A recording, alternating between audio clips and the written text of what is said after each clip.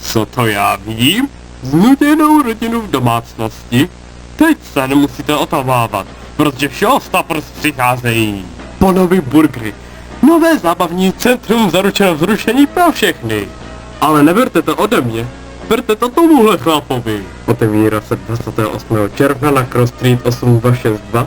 Bonovy burgery se stanou magickou součástí života vašich dětí. Jen korporace usmívající se králíka investovalo krev, pot a srdce do nejmodernější zábavy, her a nejkvalitnějšího jídla. Bon a jeho parta jsou největší a nejmodernější restaurací v okrese Livingston. Ale neberte to ode mě, berte to od velkého muže o sobě, králík Bon. To nejzábavnější místo ve městě. S tím jsem se opravdu překonal.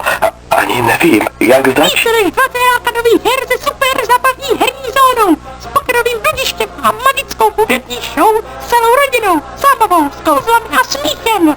A hlavně nezapomeňte naše vynikající hamburgery, tak dobré. Takže přijďte zde, přijďte. Dobře, chápeme. Tak přijďte za námi do Bonových burgerů. Otevírá se tenhle pátek v Cross Street s rychlým občerstvením a rodinnou zábavou. Děkuji.